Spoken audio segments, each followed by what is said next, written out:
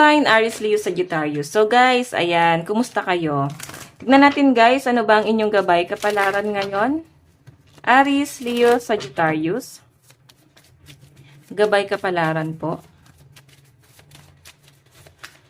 So guys, meron tayong trust all will be well. Actually guys, ito maaaring parang sinusubok ka, no? Medyo nagiging emotional kayo. Etong pagsubok na pinagdadaanan mo ngayon, fire sign, may ibig sabihin yan kung bakit yan nangyayari sa inyo. Kung bakit kailangan mo yan maranasan. Kung ito ay parang feeling mo betrayal, parang pinagtataksilan ka.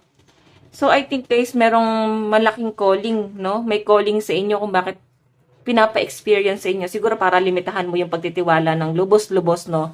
Or para piliin mo, no? Kung sino yung dapat pinagkakatiwalaan mo. So, ang pinapakita kasi rito, guys, pagtiwala ka sa sarili mo, no? Maniwala ka sa instinct mo. Yon. Okay? Tignan natin, ano pa po ang ipapakita sa inyo. Meron po tayong practice gratitude. Ayan. Mukhang kahit papano guys, swerte pa rin ang mga fire sign. Kahit na parang lubog na kayo sa problema. Parang feeling nyo ang dami nyo na guys pinagdadaanan. As in, down na down yun ang nakikita ko sa inyo guys. Pero kahit papano guys, blessed pa rin kayo sa ibang bagay like sa pera, sa trabaho. Kahit papano guys, may mga tumutulong sa inyo, may panguhugutan, no? Meron tayong attend to the details. Okay, so nasa sense ko rito guys, fire sign, parang kailangan inaalam mo, no? Parang lahat inaalam mo, dapat lahat kontrolado mo, no? Kahit sabihin na natin, hindi ko naman kaya lahat pero guys, nandun ka na sa sitwasyon na yon na dapat lahat alam mo or dapat lahat kayanin mo, lalo na nandyan ka na. Malaking calling na yung ibinibigay sa inyo. What I mean, yes, malaking calling na yan. Sinusubukan ng matindi. Okay? Tanungin niyo sarili niyo, ba't parang daming trouble? Okay? Kasi paalis ka na dun sa chapter mo, guys. Okay? Ito na yung book mo, oh. Ito yung libro ng kapalaran mo. So, parang ilipat mo na siya sa next page. Kung bakit matindi na yung pinagdadaanan mo ngayon, ba't parang sinusubok ka? Kasi, guys, paalis ka na. May new beginning na po na mangyayari. So, fire sign, possible na ang kadil mo is mga Virgo, Sagittarius, and Virgo pa rin. Malakas ang energy ng mga Virgo dito. Okay, Virgo and Sagittarius. Tignan po natin. Additional message.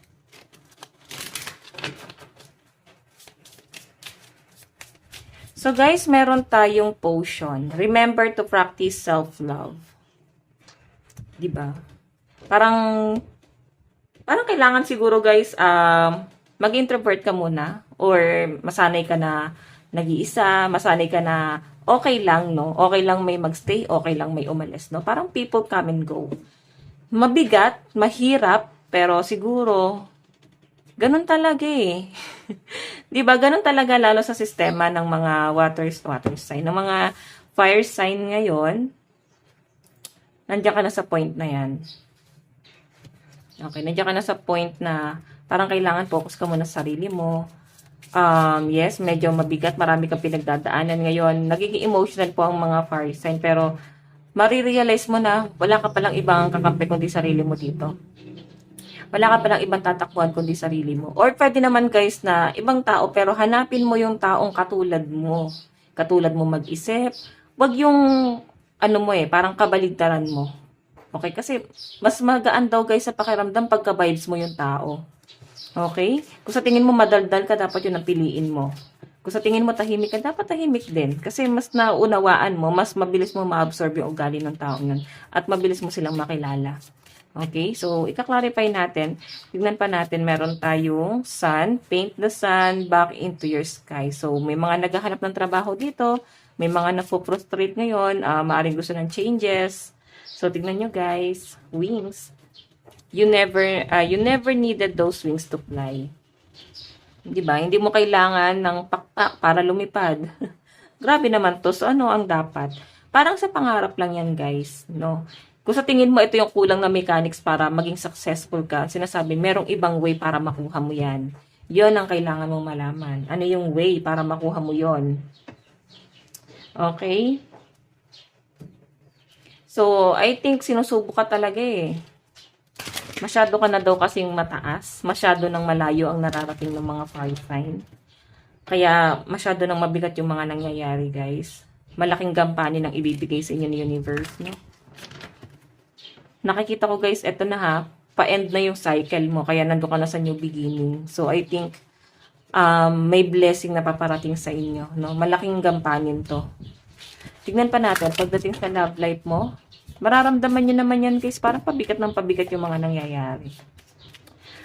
Okay, so pagdating sa love life, meron po tayong compatibility. Diba? Humanap ka ng taong compatible mo. Ito yung piliin mong partner. Sino pa naman ang may ayaw na hindi natin compatible, no? So, nasasagap ko rito, guys, magsaset ka lagi ng boundaries sa relationship, no? Kumbaga, nandun pa rin sa point na, yes, mahal mo yung taong yun, pero dapat mas mahal mo yung sarili mo. Para kahit papano, hindi ganun kasakit, no? Hindi naman natin, guys, sinasabi na iiwan ka, pero kailangan mo lang, guys, is ihanda mo yung sarili mo sa mga ganitong sitwasyon. At least, ready ka, di ba? Kumbaga, nangyari na sa inyo, guys, na-train ka na ng mahabang panahon. So, hindi ka, guys, aabot sa sitwasyon na kung saan ka ngayon tapos wala kang natutunan. So, I think marami ka lang natutunan, lalo na pagdating sa love. So, I think yung iba sa inyo, nahanap mo na yung compatible mo or maaring single ka pa, hindi mo pa rin, guys, mahanap. Yung iba kasi dito, guys, maaring in relationship, no? And maaring nagkakasundo talaga kayo nitong taong to. Yung iba naman, guys, na single dito hanggang ngayon, hanap pa rin talaga nila yung soulmate nila. So, tingnan natin, guys. Pagdating sa pera, meron tayong The Rainbow Reviver. Actually, guys, ito ha, ikaw yung nagbibigay kulay. Kumbaga, ikaw yung tinginin sa pamilya na malakas, ikaw yung sinasandalan ngayon. Kasi parang ikaw yung doctors ngayon sa pamilya, ikaw yung nagre-revive. Okay? Ikaw yung survivor. Kaya maraming umaasa sa inyo. Okay? Tingnan natin. Ayan.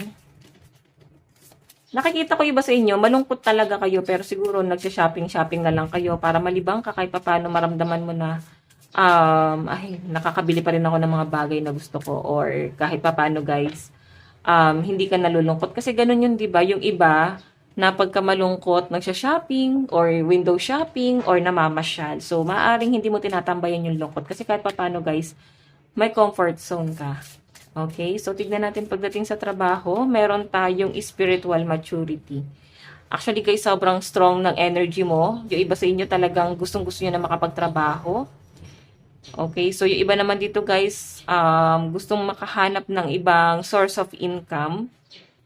Kumbaga, hindi lang isa yung source mo Dapat marami, no? Sobrang matured mo pagdating sa, sa pagkakakitaan. Sobrang matalino, no? Magaling kayo, guys, pagdating sa pera. And sobrang sipag sa pinapakita sa akin, guys. Mukhang malayo na ang nararating ng mga fire sign. Pero sa nakikita ko, kulang pa daw sabi ni universe, nakukulangan pa siya. Siguro kailangan ibigay niyo ng todo effort na alam nyo. Okay?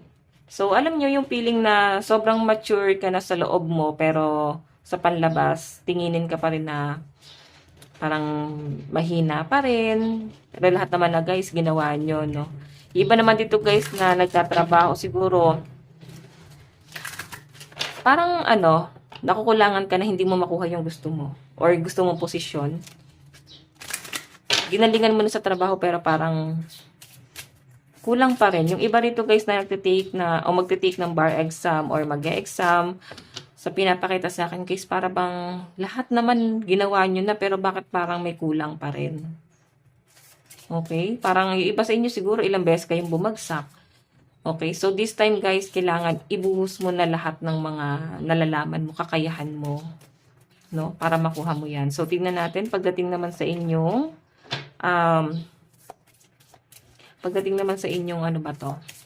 kaibigan. Sa mga kaibigan, meron po tayong the divine feminine. Okay, so sobrang balanse lang sa pinapakita sa akin. Konektado ka sa isang babae. Okay, so sa pinapakita sa akin dito, guys, maaaring meron kang tinitingnan dito. Sobrang focus ka doon sa taong yun. Pero, guys, sinasabi dito, ma-overcome mo din yan, no? Makaka-recover ka rin dito sa sakit na nararamdaman mo na to. Okay, so tingnan natin pagdating naman po sa inyong family. Okay, sa family, meron tayong soulmate. So, eto kasi guys, yung mga soulmate, no? Pag magkakalayo mukhang hindi magkakasundo, di ba? Pero pag magkakasama naman, para bang parang nakakalimutan nga yung problema, pero parang may mga pagsubok pa rin. So, I think sinusubok pa rin kayo. Fire sign, no? May gustong lumayo dito sa pinapakita sa akin. Para kasi ang nakikita ko dito, parang sa paglayo na yon, dun lang magiging maayos, no? Yun yung nakikitang resulta siguro ng mga fire sign dito. So, kung sa tingin mo yun yung magpapagaan sa kalooban mo, so, gawin mo guys, no? Lalo na kung matanda ka naman na. Okay? Kumbaga, kaya mo na. Tignan natin guys ang inyong love advice. Okay, so bago pa lang, ang lucky number mo is 5, 24, 34, 11, and 33. Advice, meron tayong deeply. Look deeply within to discover your soul purpose in your relationship. Okay, yung iba sa inyo guys, parang feeling nyo hindi ka worth it. Nararamdaman mo na parang hindi ka man lang pinahalagahan ng person mo. Nag-overthink kasi yung mga fire sign dito. Kaya para bang kahit anong gawin mong malasakit, kahit anong gawin mong pagpapaliwanag sa kanya, parang feeling nyo hindi kayo guys naiintindihan. Kaya nandun ka na sa point na parang bahala ka na. Ngayon, nasa inyo na yan kung uunawain mo yung sitwasyon o hindi. Nakikita ko yung pag-iisa at pagmumuni-muni ng mga fire sign dito. Okay, so tignan pa natin. Advice, meron tayong Shami's fighting fish. Your commitment is everything, even that requires doing it alone. Oh my God. Parang ano to guys, sinusubok yung commitment mo sa ibang tao. So, I think magkakaroon ka pa ng mga bagong connection, bagong kaibigan. Or maaaring kaya nangyayari sa inyo yan guys para palitan mo na yung mga lumang mong kaibigan ng mga bago. So guys, ito lang po ang inyong daily gabay. Bukas po ulit. God bless and love you all. Bye-bye.